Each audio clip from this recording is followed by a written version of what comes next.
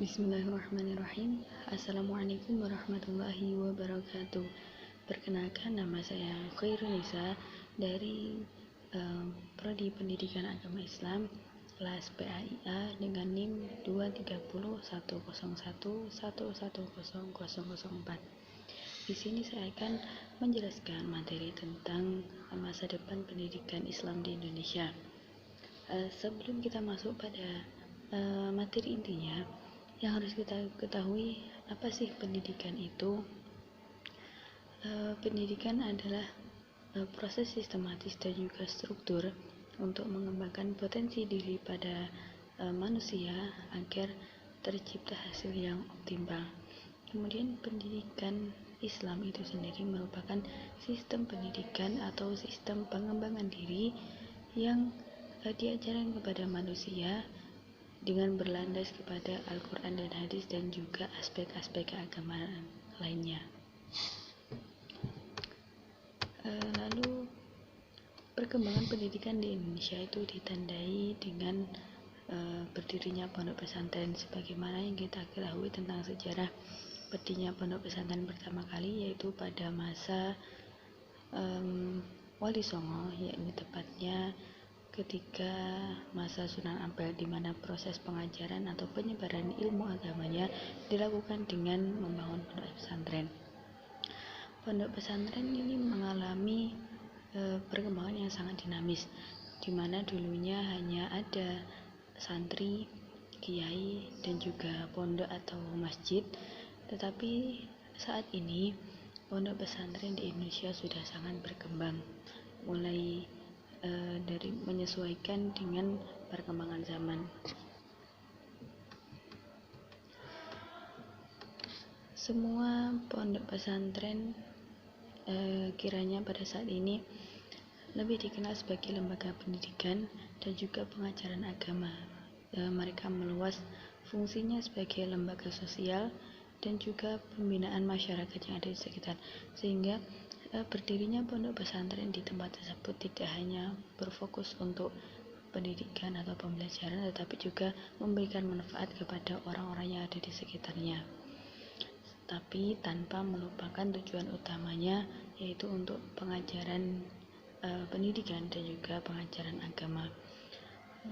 Bahkan pada masa kemerdekaan atau pra-kemerdekaan, pada masa revolusi, pondok pesantren menjadi pusat penempaan dan juga markas perjuangan. Menjelang di abad ke-20, perkembangan di Indonesia ini semakin mengalami perubahan yang signifikan seiring terjadinya atau perubahan sikap keislaman bangsa Indonesia pada waktu itu, sehingga pada waktu itu bangsa Indonesia banyak sekali di antara mereka yang mulai memeluk agama Islam dan melakukan perubahan pergerakan umat Islam di Indonesia. Kemudian pada tahun 1900-an di beberapa tempat muncul keinginan untuk kembali kepada Al-Quran dan Sunnah, sehingga itulah yang menjadi tolak ukur atau titik tolak untuk mengembalikan kebiasaan-kebiasaan berdasarkan agama dan juga budaya yang ada. Kemudian yang kedua yaitu karena adanya perlawanan nasional terhadap bangsa kolonial Belanda yang bersifat nasionalis dan juga kurang merespon terhadap gagasan pan-islamisme yang dihembuskan oleh Timur Tengah, sehingga pada waktu itu keinginan untuk kembali kepada ajaran Islam semakin kuat. Yang ketiga adalah adanya keinginan dan usaha dari orang-orang Islam untuk memperkuat organisasinya di bidang ekonomi, kemudian juga pembaruan pendidikan Islam, di mana sebagian organisasi Islam tidak puas dengan pendidikan tradisional karena mereka merasa pendidikan tradisional itu masih belum cukup, sehingga mereka mengupayakan untuk pembaruan pendidikan Islam. Semenjak abad ke-20, masyarakat Muslim Indonesia telah melakukan perubahan terhadap pendidikan Islam dengan mengikuti perkembangan zaman. Perubahan yang dilakukan mulai dari mengikuti perkembangan teknologi, kemudian budaya, dan juga ekonomi yang sangat cepat. Karena ketika kita tidak mengikuti perkembangan yang ada, maka juga kita akan tertinggal informasi ataupun juga pengetahuan. Sehingga untuk mendalami materi-materi tersebut diperlukan adanya lembaga pendidikan yang berfungsi untuk mengembangkan budaya dengan tetap menerapkan dan juga mengedepankan ajaran-ajaran Islam. Kemudian menurut Abdurrahman Albani menggambarkan bahwa pendidikan mencakup 3 faktor yang harus dilakukan secara bertahap. Yang pertama yaitu menjaga dan memelihara anak. Maksud dari menjaga dan juga memelihara anak yaitu mulai dari menjaga kesehatan, mulai dari fisik, kemudian menjaga kesehatan mental, menjaga atau juga mendidik dengan pendidikan agama dasar, dan dimana hal itu merupakan pendidikan dari keluarga yang menjadi dasar untuk memperoleh pendidikan selanjutnya. Sehingga orang tua kita atau kita sebagai orang tua harus bisa mengatur atau memberikan pendidikan awal yang baik kepada seorang anak. Kemudian yang kedua, mengembangkan potensi dan bakat anak sesuai dengan minatnya masing-masing. Ketika seorang anak mempunyai bakat ataupun minat, maka kita harus mendukung bakat dan minat tersebut. Kita hanya bisa mengarahkan kepada arah yang lebih baik, di mana pendidikan ataupun pengembangan potensi dan bakat ini tetap sejalan dengan nilai-nilai agama, agar potensi yang dimiliki anak atau bakat yang dimiliki anak ini bisa tersalurkan dengan baik. Namun dari faktor-faktor itu tentu di Indonesia ataupun di luar negeri sendiri memiliki masalah-masalah pendidikan yang mungkin semua kalangan ataupun semua sistem pendidikan di dunia ini mengalami problematika tersebut. Untuk yang pertama yaitu kurikulum yang tidak terstandarisasi. Ada berbagai kurikulum yang digunakan di lembaga pendidikan Islam, sehingga sulit untuk menentukan standar pendidikan yang konsisten di seluruh Indonesia.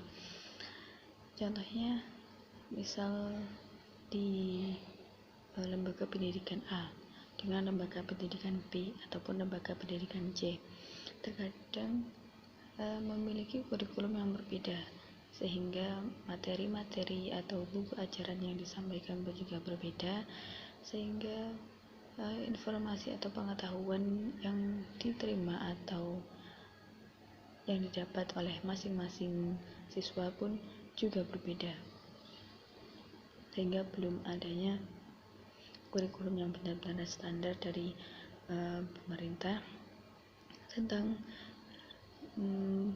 pendidikan Islam yang seutuhnya itu seperti apa. Kemudian yang kedua, kekurangan kualitas pengajar. Sudah kita ketahui bahwa kualitas pengajar merupakan hal yang sangat penting bagi pendidikan. Mengapa demikian?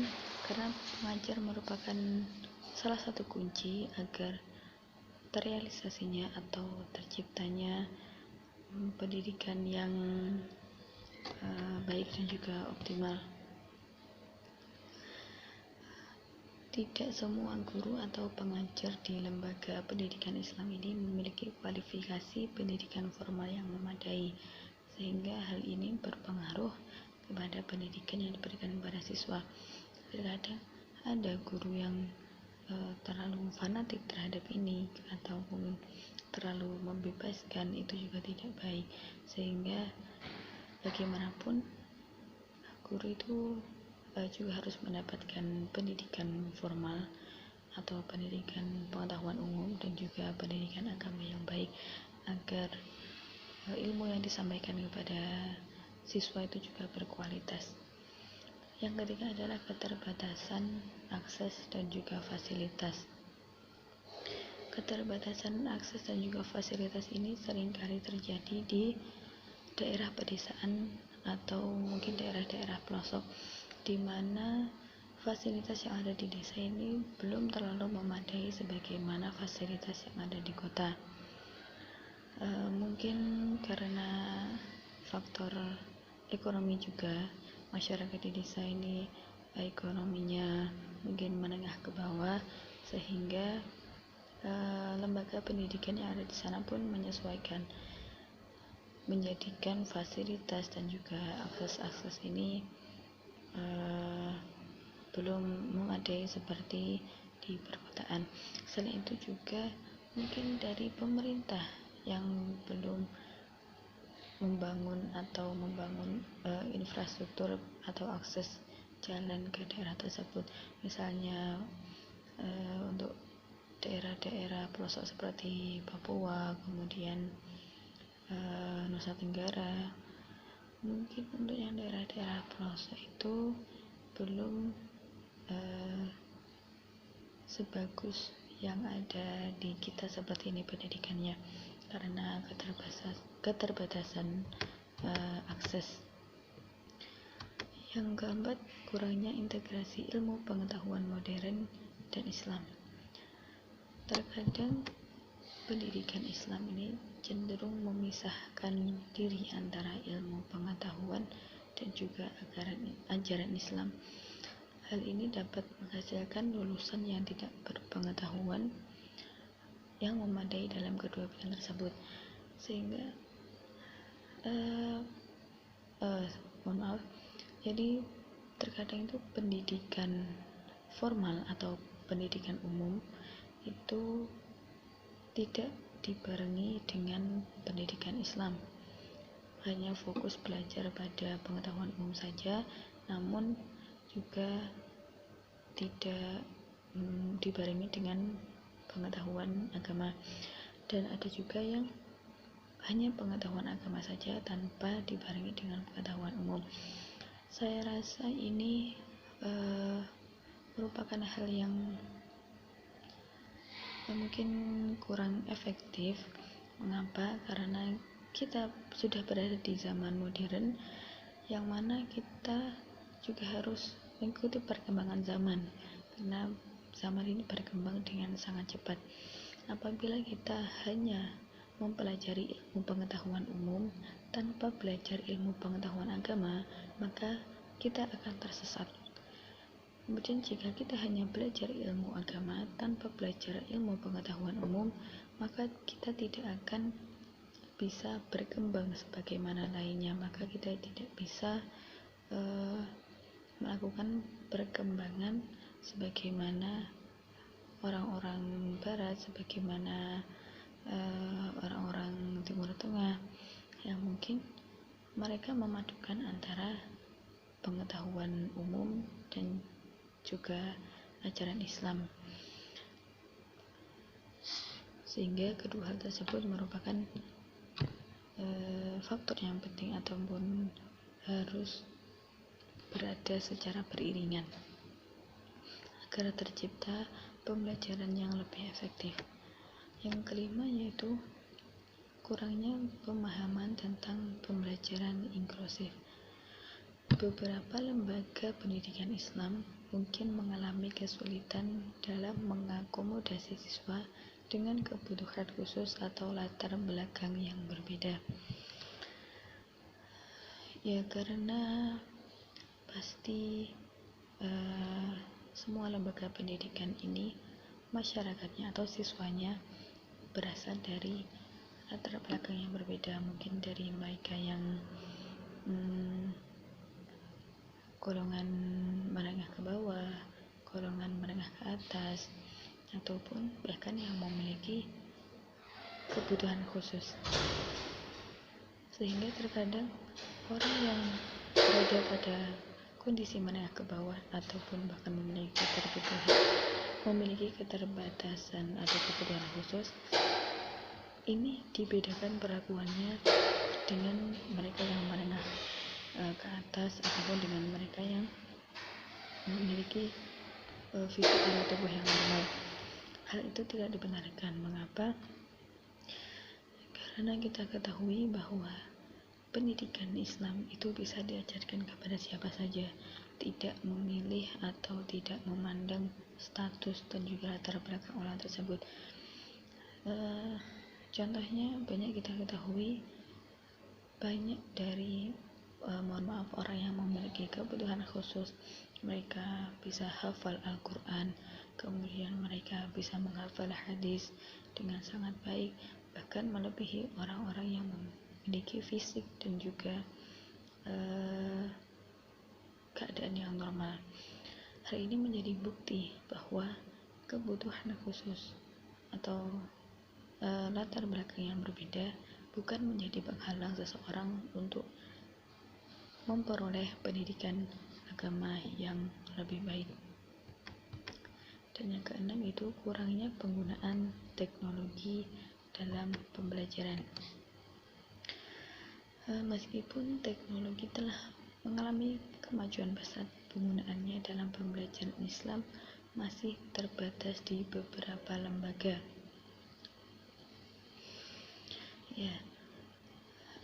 Tidak semua lembaga pendidikan ini menggunakan atau mengizinkan siswanya untuk menggunakan teknologi dalam pembelajarannya, sehingga mungkin mereka akan tertinggal dengan yang lainnya. Contohnya seperti di pondok-pondok salafi itu, mereka dibatasi penggunaan gadget, penggunaan handphone dan juga media sosial lainnya. Saya pernah mengalami pada waktu kelas 2 SMA kalau tidak salah. Ketika itu saya mengikuti olimpiade yang diselenggarakan oleh YIN Kediri, di mana pesertanya itu dari daerah Karisidenan Kediri dan juga diikuti mulai dari SMA dan juga MA ataupun pondok yang sederajat. Pada waktu itu media pengerjaan soal yang digunakan untuk sesi babak semifinal itu menggunakan gadget. Kemudian banyak di antara mereka atau finalis dari semifinalis dari pondok pesantren yang saya rasa mereka masih kesulitan dan juga kebingungan menggunakan gadget. Karena apa? Karena waktu mereka di pondok itu mereka minim penggunaan gadget, sehingga hal itu menjadi penghambat mereka untuk meraih kejuaraan atau meraih prestasi. Itulah pentingnya teknologi dalam pembelajaran yang sangat menunjang dari pengembangan pendidikan itu sendiri. Ketika kita belajar agama kemudian diiringi dengan penggunaan ataupun penggunaan teknologi yang memadai dan juga penggunaan gadget atau mungkin lebih ke mengikuti perkembangan zaman, maka pendidikan yang ada mungkin akan lebih efektif. Mungkin itu adalah beberapa problematika lembaga pendidikan yang tidak hanya terjadi di Indonesia tetapi juga di berbagai negara. Lalu bagaimana kita atau cara yang bisa dilakukan untuk memajukan pendidikan Islam yang ada di Indonesia? Yang pertama yaitu dengan penataan kembali sistem pendidikan Islam, di mana dengan pemanfaatan dari teori pendidikan Barat dan juga dengan memadu padankan dengan ajaran Islam, akan menjadi sebuah sumber kurikulum yang relevan, sehingga pendidikan ini menjadi lebih efektif. Sebagaimana yang kita ketahui, contoh dari negara yang maju pendidikannya yaitu Finlandia, kemudian Korea, dan juga Jepang. Kita bisa menyontoh teori pendidikan atau mungkin cara-cara mereka mendidik, kemudian digabungkan dengan ajaran-ajaran Islam. Dengan pendidikan Islam akan menjadi sebuah pendidikan yang lebih efektif dan juga tetap mengikuti perkembangan zaman. Kemudian yang kedua yaitu merumuskan kembali ilmu-ilmu Islam. Persoalan ini merupakan persoalan yang tidak sederhana, bukan hanya tentang persoalan konseptual, tetapi juga persoalan yang erat kaitannya dengan ideologis. Muhammad Sobari menjelaskan bahwa terjadinya proses ideologis terhadap Islam karena menganggap ilmu-ilmu Islam adalah ilmu yang paling tinggi, sehingga hal ini menyebabkan sikap menganggap bahwa ilmu-ilmu eksak itu tidak penting. Hal ini merupakan sebuah pandangan yang salah, karena mengapa dengan ilmu pengetahuan umum dan juga perkembangan teknologi, ilmu-ilmu tentang teknologi yang kita pelajari dengan tetap mempertahankan nilai agama, itu akan menjadi sebuah nilai plus dan juga sebuah kontribusi yang lebih baik. Untuk yang ketiga adalah pengembangan sikap penerimaan kultural yang sadar terhadap perubahan akan menciptakan sistem pendidikan yang lebih berorientasi ke masa depan, tidak hanya sekedar berorientasi ke masa belakang. Dengan menerima budaya yang ada sekarang, dengan perkembangan teknologi yang ada, dengan pesatnya arus globalisasi, pasti banyak budaya-budaya luar yang masuk ke Indonesia. Itu sebagaimana kita ketahui harus kita seleksi terlebih dahulu untuk penerimaannya, mana budaya yang baik, mana budaya yang buruk. Itu kita harus bisa menyeleksi dan juga tidak bisa menolak semua, karena barangkali ada budaya-budaya yang memang itu bisa menjadi motivasi ataupun menjadi saran bagi pendidikan-pendidikan kita yang ada di Indonesia. Mana yang baik itu diterima, kemudian yang buruk itu ditinggalkan. Oleh karena itu, mengingat pentingnya pendidikan Islam, terutama bagi generasi muda, semua elemen bangsa perlu membumikan kembali pendidikan Islam di sekolah, baik formal maupun informal. Jadi baik di sekolah umum maupun di sekolah mungkin dinia, itu harus dibumikan kembali atau digalakkan kembali pendidikan Islam mulai dari dasar. Ada 3 hal yang harus diajarkan secara konsisten, juga serius kepada siswa atau peserta didik. Yang pertama tentang pendidikan akidah. Hal ini berfungsi atau merupakan hal yang sangat penting untuk mencetak generasi muda masa depan yang bertanggung jawab dalam imtak atau iman dan takwa. Sehingga dengan pendidikan akidah ini, pendidikan tentang ketuhanan, para peserta didik atau siswa akan terhindar dari aliran atau perbuatan yang menyesatkan seperti adanya Islam yang radikal, kemudian terjerumus kepada pergaulan remaja yang salah atau pergaulan bebas, penyalahgunaan narkoba ataupun tawuran yang memang akhir-akhir ini sangat dikhawatirkan oleh orang tua.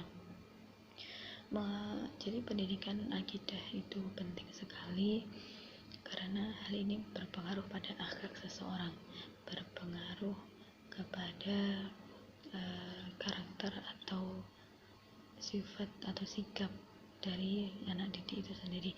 Dengan mulai diajarkan pendidikan akidah sejak dini atau sejak balita bahkan sampai dewasa, akidah ini akan mengatur kehidupan kita. Akidah akan mengatur tentang bagaimana cara kita bersikap, tentang bagaimana cara kita mengambil keputusan, mana yang baik, mana yang buruk, sehingga kita dapat membedakan di antara keduanya. Kemudian yang kedua yaitu pendidikan ibadah. Selain dari pendidikan akhlak yang penting, pendidikan ibadah juga tidak kalah penting. Mengapa demikian? Karena sebagaimana kita ketahui, ibadah seperti sholat, puasa, membaca Al-Quran yang saat ini minim dilakukan oleh generasi muda, bahkan tidak sedikit dari anak-anak muda atau generasi masa kini yang berani meninggalkan ibadah wajibnya dengan sengaja. Bahkan mereka secara terang-terangan meninggalkan ibadah wajib tersebut seperti mungkin sholat dan juga puasa. Itu mereka sengaja meninggalkan. Karena apa? Mungkin karena kurangnya pendidikan atau kurangnya pengetahuan dari orang tuanya, kemudian dari lingkungan sekitarnya yang kurang mendukung. Itu menjadi beberapa faktor mengapa anak-anak zaman sekarang itu berani meninggalkan kewajiban mereka. Di sini peran orang tua dalam memberikan contoh dan juga teladan yang baik bagi anak-anaknya sangat diperlukan, karena sejatinya anak itu meniru perbuatan orang tua, bukan mendengar apa yang diperintahkan oleh orang tua.